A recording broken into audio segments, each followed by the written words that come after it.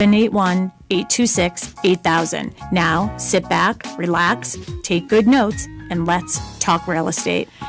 And good morning to all my South Shore neighbors. This is Sharon McNamara. You are, of course, listening to Talk Real Estate Roundtable, and I am here live this morning in studio at our home office here at Boston Connect Real Estate. And I am here this morning with the one and only Melissa Wallace. Good morning, Mel. Good morning. I'm so happy to be here with you today. Heard you had a great show on Tuesday with Kristen Howlett, who is a full-time agent here at Boston Connect Real Estate. So I talked about the wonderful town of Kingston, and I know a couple of our agents have some listings there right now. So that must have been a great show. Yeah, we did have a great show. We had a great caller as well. Nina from Scituate was talking about her sister and brother-in-law buying a house, and hopefully in the next couple of years. And who knows? Maybe we can help them. Yeah, and I think that will be good, because today we're going to be talking about the buyer's playbook and just, steps for buyers to ensure a smooth and profitable home purchase. Last week we talked about a seller's playbook, which was really good. It was nice because we reached out to our office and asked everybody for, I asked the question, like, what is your top tip for people? And I also reached out to my friends who are on Clubhouse, and they gave me a bunch of answers as well. And then this week we have the buyer's playbook. So if you missed last week's program, definitely go on to our podcast, Talk Real Estate Roundtable, and you can find last week's show. So anyways, we also have Tim in studio. Good morning, Tim. Good morning, ladies. Good morning. Good morning. Good morning. Yes. Yeah, I was listening to the weather, and he was saying, 88 and a little bit muggy and blah, blah, blah. Well, I was in Dallas last week, so yeah. You want hot and muggy. That's the place to go. Holy guacamole, is it hot there. And you were very fortunate to get out. Yes, I got out like the night before, everything went down yesterday, but I got in on Thursday night. Thank goodness for that. Yeah. But yeah, you want to talk about hot? Like I was with my daughter Mackenzie. Actually, she now took a job at University Texas Dallas. She's going to be the director of health and wellness over there. Oh wow! Yes, good for her. Yeah. So she's really excited about that new venture. 32,000 students over there at UTD. Beautiful, beautiful campus. So I was helping her move into her apartment. Mark and Mackenzie drove 1,811 miles. He took a screenshot of the odometer and sent it to me when he got there. 1,811 miles, and then it was like 97 degrees or something. And he's like, "Baby, delivered." So 4 days they did it, and I told him just take it easy. Hey, it's a marathon. It's not like a race. So they got there nice and safe. I flew in, and things are good. But one day it was 106. I wouldn't last. I can't. I don't survive on that. What was interesting about it is I love the heat. The heat does not generally bother me. This is a different type of heat they got there in Texas. I got to tell you. Oh. Well, everything's bigger in Texas. Hey, and you know what? There you go. Even Mark said we're going out to dinner one night, and he's just in the back seat, and he's just looking out the window, and he's contemplating. And he's like, you could literally live in Texas for 100 years and go out to eat every single night and still not hit every restaurant. Really? There's that many? I'm telling you, restaurants and stores, it's just, everything is bigger and more, and there's just a lot of stuff there. So that's how I feel about now on the South Shore. There's so many options for restaurants, and I tend to go to the same ones over and over again because I'm like, there's just so many options. I'm just going to go with what I know. Yeah, exactly. So that was exciting. So congratulations to Mackenzie. And I think I have my father listening this morning. So good morning, Nanu. I love you. And I will touch base with you a little later because I have today's show, and then I have an open house today at my new listing down at 42 Crabtree in Plymouth. So that is a beautiful, beautiful, beautiful, beautiful, beautiful. Can't stress it enough. Cape style home, $799. Sharon, you say it's beautiful? It is. It is. All right. It is. It is beautiful. really Gorgeous, beautiful. breathtaking. Yeah. All right. You know, I love houses built in the 80s for some reason. It's like when houses were built with real wood or something. Like you walk up Yeah. the stairs and Yeah. you like it's solid, you know. So, yeah, this house is gorgeous. It has a beautiful swimming pool and it has beautiful landscaping. And I've been doing this helping people buy and sell houses for probably about 22 years at this point. And I love a lot of the homes that I'm in and I'm listing and helping people buy, but there's only really been a handful of homes that I've said, I could see myself living here. Yeah. And this is one of those houses. Yeah. I'm not surprised, actually. Similar to my house in the backyard. That's what I'm saying. That same It's vibe, similar. right? Yeah, it's similar. I mean, I think the actual house is bigger Yep. than yours. The this is a setup is nice house. different. Isn't it beautiful? Oh, Yeah. wow. And you know what? And I even said this to Mary yesterday or maybe the day before. I think it looks even better in person. Like you have to be there. Yep. And it's just a feeling. Like, Yep. you know, you always talk about a feeling when you go into the house. You can feel the house. This is what Sharon says. Yeah. I felt like when I was there, I'm like, yeah, you know what? Like, I'm feeling it. I'm feeling this house. I got a feeling. There must be a song with that in it. Come on, Tim. Tim, I thought for sure you would be on top of was that. the cat Hold on, phone? I got one. Hold on. It's Yes. coming. Yeah, we were a little nervous too We were a because little we have a nervous. cat, and then I looked over, and we were going in and out of the back door with the photographer, and then I was like, "Where'd the cat be?" And we couldn't Yeah. find the cat, but the cat. She was like, "Don't worry, like, you know, she just hides. She doesn't like people." And we're like, "No, we're worried. Yes, She'll we come are out in a couple hours." I'm like, "I don't know. It's got to come out now. We need to know where I it need is." to know where the cat is. So, Yeah, it's funny that a few cat stories this week. All right, so again, we will get on topic. So the topic, just so everybody knows, is the Buyer's Playbook: Steps to Ensure a Smooth and Profitable Home Purchase. Not so sure that it's profitable, but whatever that you're happy with, you're right? buying a home with equity. You're getting equity. See, I knew he would find one. What? Oh yeah, I got a feeling, right? Can you feel it? Yeah, can you feel it? Can you feel it? Yeah. I can feel it. No, this house really does have that feeling. You have to come and see me today. I'll be there 10 to 12. Again, 42 Crabtree. Is it Lane? Drive? What is it? Whatever it is, you'll find it. Road. It's in Plymouth Road. Neither. Neither. Yes, it's a beautiful, it's beautiful off house. of Long Pond Road. Yes, right off of Long Pond Road, and So very easy convenient. to Yeah. easy to get to, very convenient Yep. to everything that you could possibly need. I mean, you're in Plymouth, America's hometown, and it's going to be a beautiful day to go and see that house and the beautiful area. I just think of like playing music, having a great time, having a barbecue, Yeah. having Maybe I people should do over. that today. Should I pick up some hamburgers and hot dogs on my way? Just have Mark start Well, grilling they on have the back they have a deck. kegerator, They got a kegerator. so I'll be handing out some draft beer, maybe. Yeah, I don't know about that. I know. You could have a 4th of July party there, though. Yeah, maybe. A few weeks late. And what's nice too is that's I call that maybe a quieter part of Plymouth. Yeah, yeah. You, And you're pretty close to everything too. Yeah, I mean, you're right in a neighborhood. Yeah. Just You've got Plymouth North High School there. You've got the Plymouth Community Intermediate School. There's a post office not too far from you. what more could you need? BJ's is not too Yeah. far. No. BJ's, yeah. Coles. Yeah. You got some restaurants around there, chains and not chains. So you got to go. Ice skating rink. Yeah. Yes. Yeah, great ice skating. rink. Yeah, I've been in there many a times when Mackenzie was playing hockey. But you do make a very good point, and maybe Tim, I will hire you on the side to be like my copywriter for remarks, because as Melissa was saying, it is really about the feeling and it is about the lifestyle. And as much as people love to be downtown Plymouth, this time of year, Oh, no. and how disappointing for people who come all the way to see The Rock. Well, you know what? My boyfriend has never been to Plymouth, never seen The Rock, nothing. He wants to go, and I'm like, we'll go in the fall. I'm not going there now. Yeah. We'll go in the fall. But not around Thanksgiving because it picks up again. I know. Yeah, for obvious reasons. Yeah, a little bit. I think it has something It's to do. Thanksgiving. We got to go down to the rock. Let's go shoot up Mayflower. Anyways, you are listening, and I see Dee is listening too. I may come and see you, but it's out of my price range. Dee, I would love to see you. Yes, it's on for $7.99. It is a gorgeous, gorgeous, gorgeous home. So come and see me there. So I do have some of my friends are also listening on Clubhouse this morning. I'm hoping that I sort of figured out what was going on, why they couldn't hear me before. So I'm hoping if they can give me a thumbs up or some type of signal that they can hear us fine. We're also on YouTube, so we're streaming live on YouTube. So if you got want a thumbs up. Oh, great. We have thumbs up. Thank you, Linda.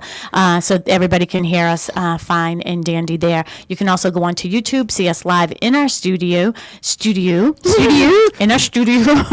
I'm telling Right you. here on our stage, really big shoot. We're on our studio. Ed Sullivan here? Jeez. Oh, my God. We're live on Facebook, Instagram, YouTube, LinkedIn, everything. So be sure to follow Boston Connect Real Estate, Sharon Costa McNamara, and the McNamara Horton Group. I woke up with one of those headaches this morning. That's why I'm a little. It's all right. I'm here to pick you up. Yep. Thank you. Okay, so let's get into it. Okay, so for my people on Clubhouse, if you guys, I see Rue and Anna are there, and if people want to come up to stage, please help me do that because I can't pay attention to that and all the other things we have going on here. The question for everybody is what is your number one tip for the buyer's playbook? And just a little recap of last week, we talked about the seller's playbook, and I would say that the number one feedback that we got overall was, for the love of Mary, price your house the right way. Yeah. It's really important. Listen to your agent. Hire a professional. No, I think that that's number one. That was mine. Hire It's a my professional. show. I'm gonna say mine should be number one. Is listen to the advice of your professional, the person that you hired. I think that that really should be number one. Doesn't always work that way. It doesn't always work that way. I know, but I guess that would be for the buyer's playbook as well. So, Yeah, so we had a caller on Tuesday, and she was specifically talking about her sister and brother-in-law purchasing a home, looking, and that they had been looking for a little bit, and they just sort of got buyer fatigue, so they stopped looking, and she was asking for advice, and I said my advice would be to not stop looking, to continue to look. But, I think they were doing a lot of the looking on their own. So it was sort of, she said, by the time that they found things, they were gone. They were gone in a day. They were gone in 2 days. And I said, okay, hook up with a professional buyer's agent and get on their list. Get emails from MLS every single day with things that are in your price range, in what you're looking for, even like a little bit out of, maybe instead of 3 bedrooms, you're looking at 2 bedrooms too. Like there's give and take on both sides, so it's not just I think you're a good example of this too, because during your process, which seems so long ago. When is your anniversary? November 20th. November 20th. Okay, so quite a little bit while. But I do remember at one point, and it was probably this time of year, where I would say you 100% had buyer fatigue. And you Yeah. were just like, I'm not going to bother going. There's always so many people. Yeah. Again, I don't understand why when an agent puts a house on the market that they put it on a Wednesday or a Tuesday and you don't allow showings until your open house. I understand we had to do that for COVID because we didn't want people going in and out of the house, but we don't anymore. So stop it. Yeah. That's all I want to say is just stop it. I need to see the house. Just let people go and see the house. I would say, especially this time of year where so many people are vacationing, going away for the weekends, especially in our area. So many people have houses down the Cape. I can see one of my friends on Clubhouse here, Diane. She's from, she just popped out. Just as I said her name, she popped out. Diane, she's a real estate agent. She's in the Sharon area, and I'm sure she has a lot of people as well that have houses down the Cape. So people aren't around on the weekend. So let them see the darn house during the week. Yeah. Kristen, put it on a new listing in one of the Bridgewaters, and she put it on early on the week, and she's like, I'm not even going to schedule an open house because I know this is a fabulous, one level living home in a great neighborhood. completely updated. I'm gonna let everybody have their private showings, and it'll have an accepted offer before the weekend. And she had an accepted offer by Thursday. Yeah. I'm not going to lie. We already have an offer on this one here. And the unfortunate part about it is my client was out of the house. They're they're older clients out of the house for several showings yesterday. And there was a showing yesterday. There was a few showings yesterday. One of them put in an offer and gave us a deadline of 8 p.m. Well, yesterday was my first day back in the office, and I was in back-to-back appointments from 9 a.m. was my first one, and I didn't finish up until about 7:30 last night. And I said, hey, I see your offer, but I also see that you gave me an 8 p.m. deadline. I'm not going to be able to sit with just my senior clients and fully discuss this, and go over this with them. Yeah. Will they extend it? And I know they're trying to stop it before we have the open house, but it's just like, I can't put the brakes on right now, And I did reach out to my client because that is my responsibility, and they didn't answer. I mean, they were probably exhausted. Yeah. I mean, it can be a lot, and just from the buyer's perspective, just thinking about that is, yes, I'm sure you want to we call it a bully offer. You want to put in an offer that is enticing enough to cancel any open houses or showings and stuff.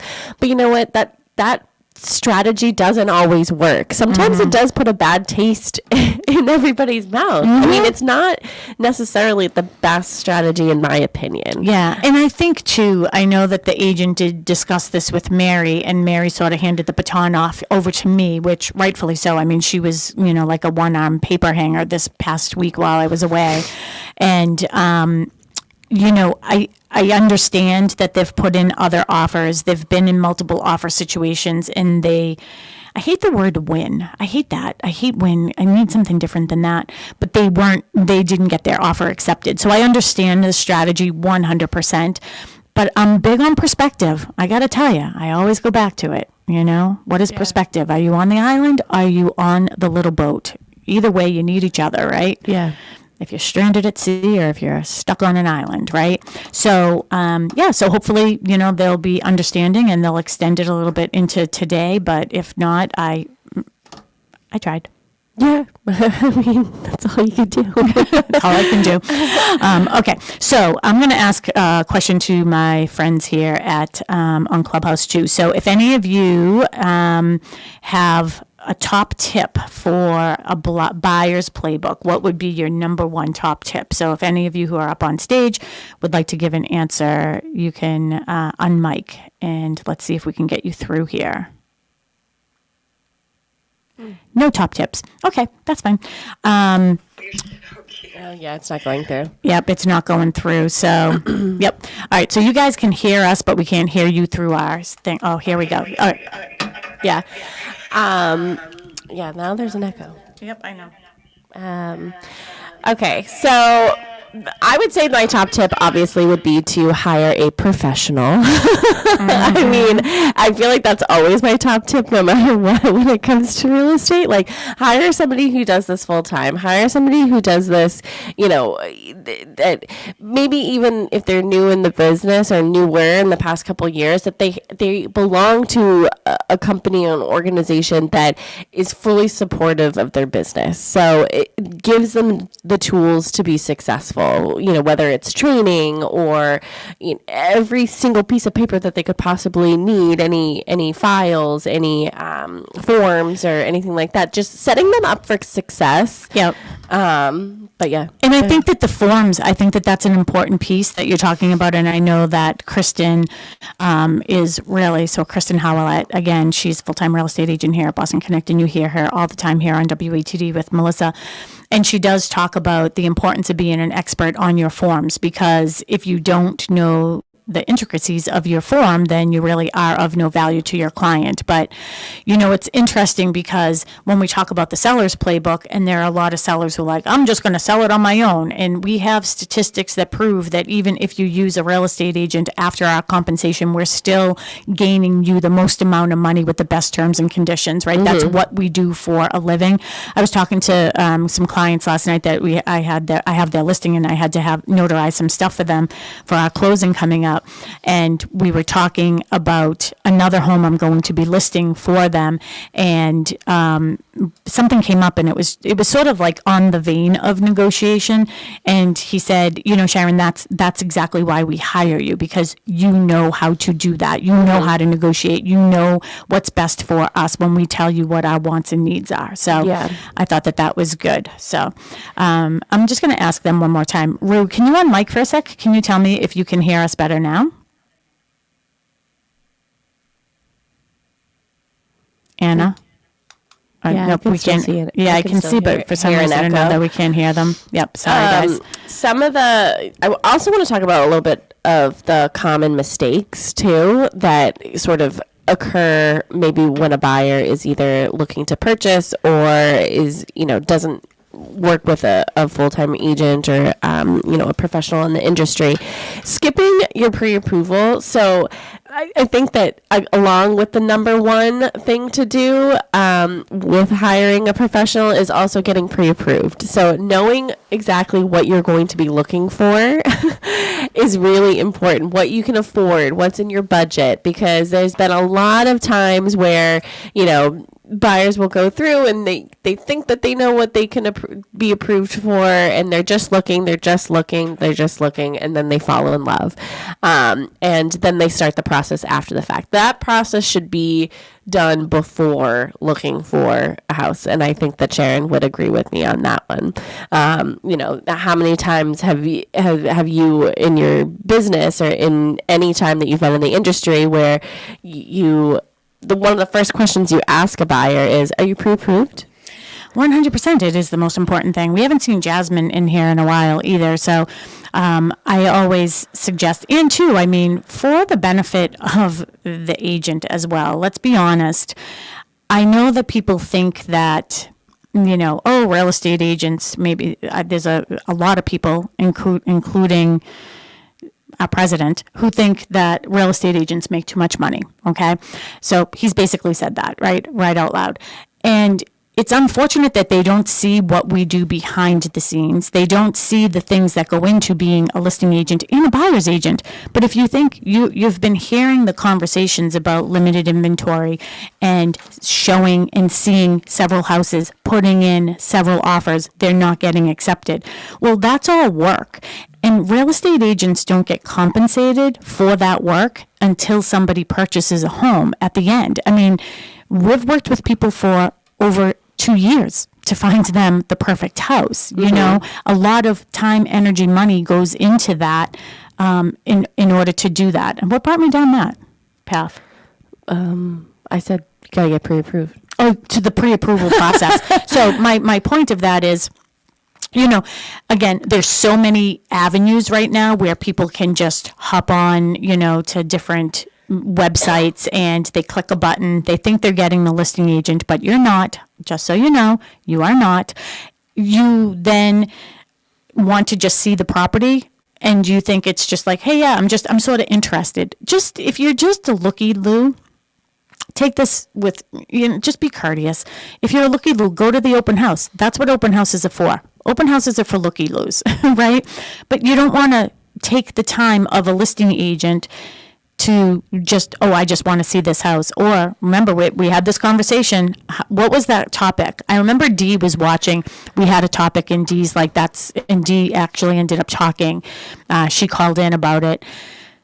If you're working with an agent and then the people who call the listing agent because their buyer's agent said, well, if you find a house, let me know, then I'll go. Just call the listing agent to see it the first time. I think Dee was, that show was all about open house etiquette, and she had contributed to the conversation when, going to open houses and like getting the follow-up emails and being sort of like followed up with the agent, but like they were very clear, I don't want to work with you pretty much. I already have an agent, or, there's no need to follow up with me, blah, blah, blah. So Yep.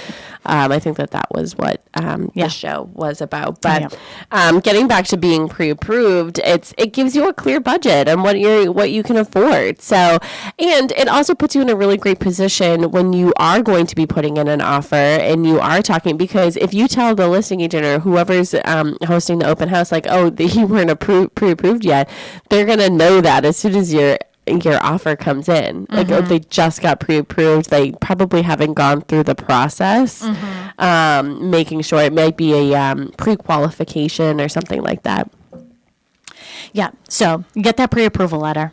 And, that's the other thing, too, is you want to have that pre-approval letter because you want to be prepared even if you're just started your search, you want to be prepared if the one comes up, because you will be very surprised that sometimes the one is the first one or the second one. So you might say, oh, I'm just out there looking. But to your point, if you don't know where you are, how are you going to get to where you want to go? Right? Another thing that I would suggest is to consider future needs as well. So, we always say, like, I'm looking for a 2-bedroom ranch, or I'm looking for this specific type of house. But if this is something that you are going to be living in long term, it's like, think about how your life might change in the next 5 to 10 years if you're planning on staying in this house.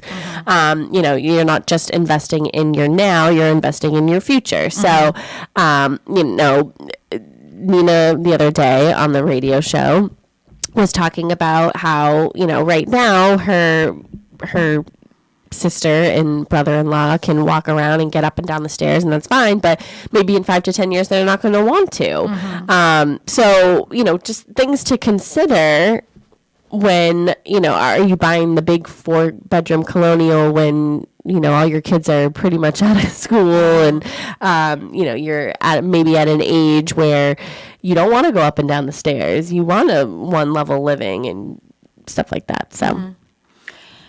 I had a thought, and then I got so intrigued by your conversation that I just didn't say anything. So it was something that we were talking about earlier, too, and I'm sorry that thought process just skipped over what my head was, what I was thinking. I just think that thinking long term, if you're planning on being in the home for a few years, and I think that maybe a lot of people are considering, interest rates and how much they feel as though they need to, buy the house for, I would hope that they would be staying in the home for a few years, that, they're considering their future needs. So, I just remembered my thought. So one of the things that you had talked about, one of the first points that you made that I think that you thought was the most important one, was that to be working with a full-time real estate agent. And I really, really do think that is very important. And one of the reasons why is, especially when there is low inventory, I was thinking as you were saying that earlier, the importance of working with a full-time real estate agent is, while you're working, so are we. Our full-time job is to help find you a home, and we're uncovering every single stone. So if there's a certain area that you want to be in, we're writing letters, we're knocking on doors, we're doing, we're trying to find that house for you. And honestly, like, I have a list of different buyers in the back of my head all the time. And when I am going on a listing appointment, I have them in mind. So yesterday, I actually did 2 CMAs in the same neighborhood. And I know that I have a client that at one point said, oh, I think that I would be interested in that area. It's a 55 plus development, that I would be interested in that area, or if something comes up. So I actually texted her last night, and I just said, hey, I know in the past you said that you might have some interest in this development in the future, whether it's today, next year, 5 years. I just wanted to let you know I have 2 new listings coming up in that development. If you want more information on them, just feel free to get in touch with me. That's what a full-time real estate agent does for their buyer. Yeah. I agree, 100%. Tracy Grady is watching us on Hi, Tracy Facebook Grady. too. How are you? Good morning, ladies. Karen Monroe is watching us too. Hello, Karen Monroe. I didn't get back to you, Karen Monroe. I'm sorry. I had asked her last night, her and Kim, my besties from Dorchester, and I had asked them if they had any plans last night, and I was going to invite them over for dinner, but then I ended up working late anyway, so whatever. Oh, well, there you go, Karen. There's the answer. 12 hours a little late, but that's okay. Yeah. But again, you're working. Yeah. You're working. Yep. And what's another tip that we could give? What are you looking through? I didn't know if more comments came out. Oh, no. That's all Denise. Oh, okay. what was I going to say? Okay, some other tips. Unfortunately, again, can't get my clubhouse friends to be able to work there. I don't know what has happened to our board where we can't hear them when they talk, but if they want to give it one more try, maybe Rue can try that one more time. What were we asking? Top tips. Oh, you know what? If you have a question for us, it doesn't have to be about this topic. It could be about any topic. 781-837-4900. We have Tim McKinney in the studio. He is our producer over there at WATD, and he will get you right over to us with any of your questions. Again, it can be about this, the buyer playbook, the seller playbook from last week, or any topic that you might want to discuss. Yeah.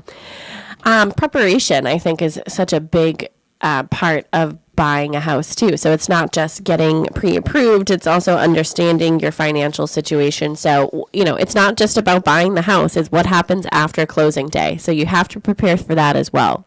Mm-hmm. Coming up with sort of a budget for your monthly expenses that are going in. How are you going to save as well? Because I just had this conversation with Ethan the other day. Said, just because the glitter is all gone of buying a house, I still have to pay for it. What if something goes and I need to have that security in order to replace it or fix it. And that's everybody. That's every buyer. So, you don't want to be sort of house poor when you leave the closing table and you're like, oh yeah, I can make the payments. But what happens if, you need to replace your roof? What happens if you need to replace your septic system? What happens if your water tank goes? Your slider. Yeah. These things you have to budget for. Mm-hmm. It is interesting because with you're very good about, staying, within your budget and all of that. And I know that you were probably pre-approved for more. Mm-hmm. And when you had that conversation with Jasmine, you were like, I just feel comfortable here. This is my max. This is where I feel comfortable for me. And I think that that's really smart. And one of the things when I am working with my buyer clients as well, and Mary, obviously my partner with my real estate team, is, making sure that we're helping our clients make really, really good decisions. I feel, so, there are times I've walked into people's homes. Somebody who wanted to sell their house and buy another house with me, I said, I just don't think that right now is the best time for you to do that. Yeah. I think you have a great rate. This house you did such a great job renovating it and everything. Why don't you just let things settle down a little bit and then reconsider, but that is our job is as a professional. It isn't that you're just calling me to say, I just want to sell my house. That isn't the only time that you should be calling me and contacting me. You should be contacting me when you're even thinking about it, because I will help you through those processes of thinking out, is this really the best thing for me to do? Well, it is, because if a seller is in their home right now and they have a great rate, and we're saying a great rate, meaning it's lower than what the rates are now. So, if you have this great rate and moving to something even similar, a lot of the times they want to move to a house that's pretty similar, and you can do the modifications on the home that you already have, probably for less than selling your house and then buying a new one at a higher rate. And, your monthly mortgage payment is higher and things like that. Those are the conversations that you're having with your seller clients. But even if you are a seller considering, purchasing something else, you have to have those conversations in conjunction with each other. So you're talking to your loan officer, but your loan officer is also going to say, talk to an agent to see how much money you can get for your house. So in order to, if you have to sell your house in order to purchase something else, you need to know what the value of your home is. What's interesting too is as you're talking, I'm sitting here pondering, and one of the things too, I wonder how my buyer clients feel when I am looking at a home and I'm, okay, I know you haven't bought this house yet, but I'm actually considering the resale value. And I think that that's really important, because I think statistically they say that people are moving every 7 to 10 years, right? That through the National Association of Realtors. And I think, and you just said that too, think about your long term and what you want to do. And one of the things I see in our notes here is one of the mistakes that buyers will make is that they're ignoring the neighborhood. Now, for me as a real estate agent, I can't steer you in Yeah. one direction or the other. I can't recommend anything for you, okay? You have to do that research on your own. But that is something that I will say to people. I feel as if you're better off. I'll give an example. When I was helping my niece eons and eons ago buy for one of her first houses, she was getting out of a condo, newly married, 2 little doggies, and they were buying their first home. And I remember this one house, they loved it. It was on a busy road, and she fell in love with the granite and the stainless and all these things. And I said, I think that you're looking at the shiny objects, and I think that you need to look long term, because this street isn't getting any quieter. Yeah. It's only going to get busier as the population in this area grows. The street is also going to get busier. So my professional opinion is you're better off finding, if this is the town that you like, let's find maybe something on a quieter street with a little more yard for the dogs, and maybe it needs a little work, but you do the work. You put a little equity into it. I blame HGTV. I really wish that my Clubhouse thing was working right now, because I know that this would be a good conversation for them to talk about.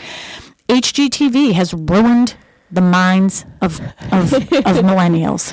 And what about that one where they would knock down somebody's house and then build the house in a week? What was it? Oh yeah, move that bus. Yeah, move that bus. What was that? And it had was that the one with Ty Pennington? Yeah. Mm-hmm. All those shows and then they all went to Disney, and all of a sudden I'm like, that doesn't. Yeah, and no. then who's gonna pay the bills after you leave? No. Then a lot of them couldn't afford the homes afterwards. But let me tell you one quick story. I don't know if you have somebody who has a question there or not, but I remember back in the day when we had all the foreclosed homes, short sales and foreclosures, and I was working with this young girl and her mother, and I remember I would pick them up in, I think they lived in Weymouth at the time, and I was showing them houses. And when you're looking at a foreclosed home, it's foreclosed. Basically, if they're not going to pay the mortgage, guess what? They're also not going to fix the water heater when it breaks, right? And it was terrible during those times. And I remember the woman specifically said to me, "This is not how this works. You are supposed to show me 3 houses, and we get to pick one." yeah. I was like, where are the cameras? Because I'm either being punked, or she thought that was how it really was. And that's a disservice to people on how it really is. And I think, is that the reason why buyers get buyer fatigue, or fed up, or frustrated with their agent because they think their agent isn't doing a good job because we had to show you 15 houses? Yeah. And it's always like in the most random places in America that you've never heard of ever. And you're just like, wow, you could, like, their budget is just like crazy. Yeah. And you're sitting there looking at the houses and you're like, oh my gosh, of course you compare them, like, oh, if that house was here, what would that cost, type of thing, whatever. But like, it's always in the most extremes. Everything's extreme. And talking about extreme, my mom says extreme makeover is what it was called. And then a lot of people lost their homes after due to not being able to pay the bills. Yeah, that's a good point.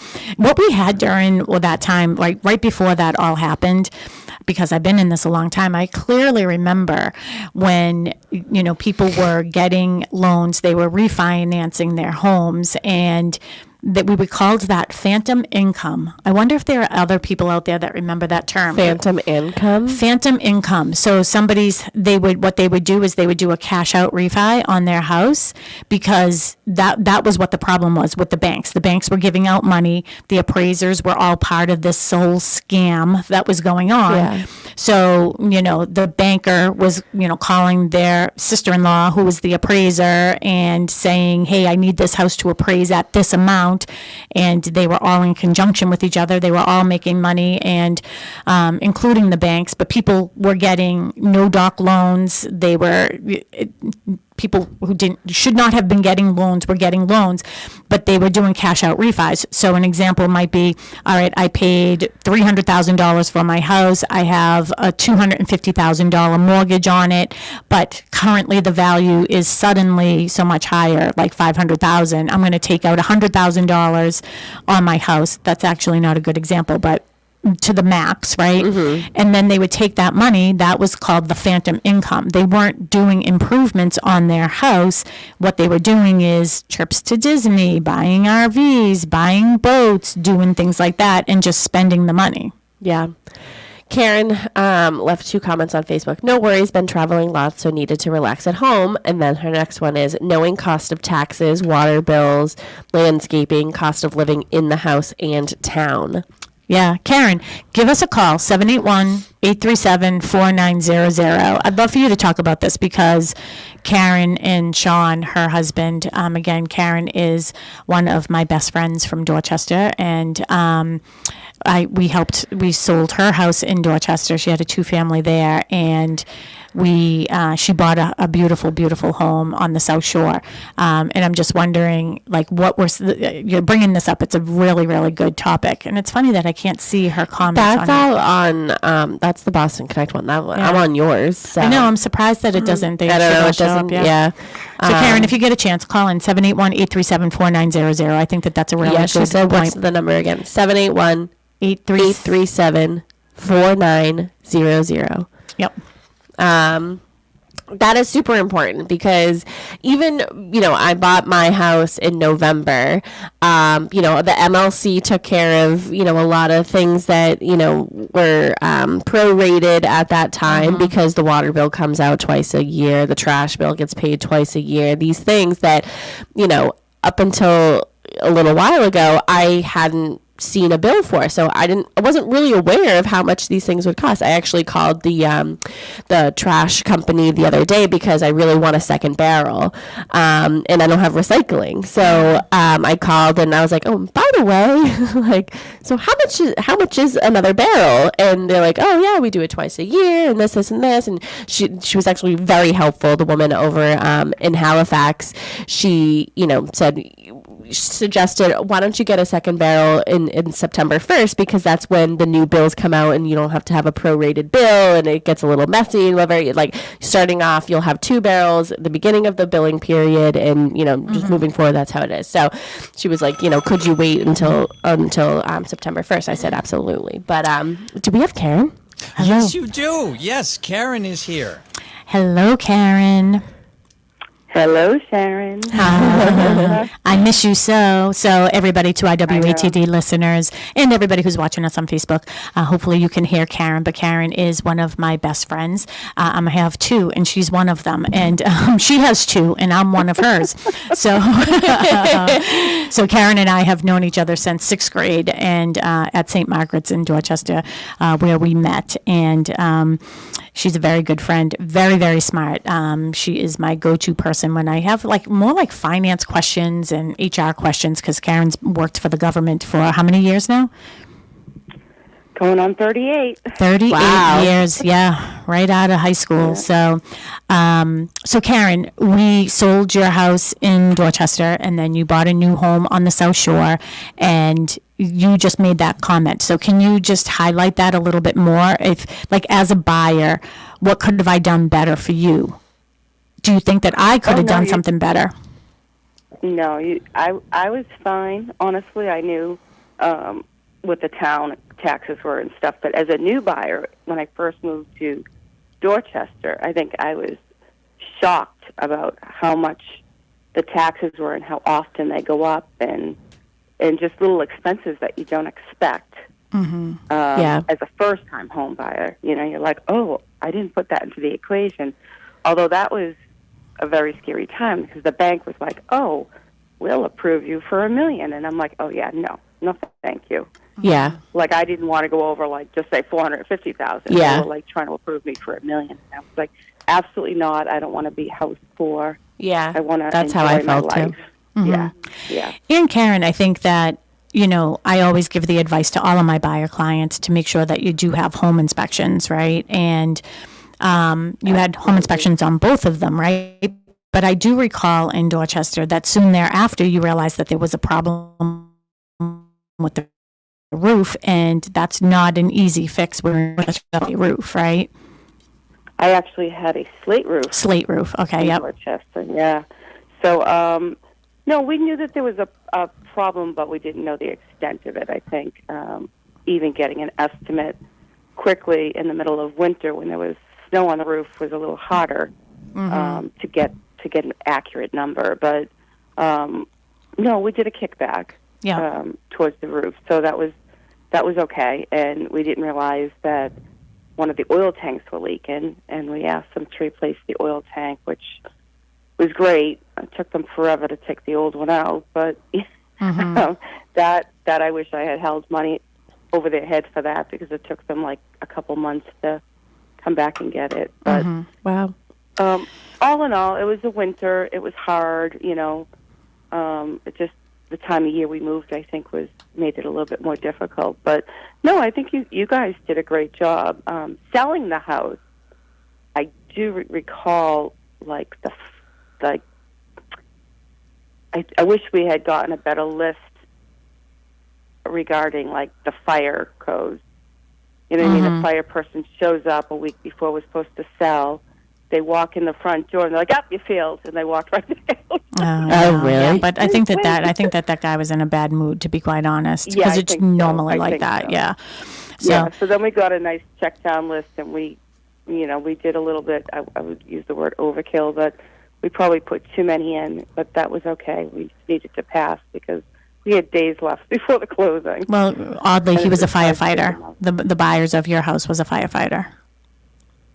Yes, and I bought my current house from another firefighter. Yeah. So that was very ironic. But thankfully, even through that process.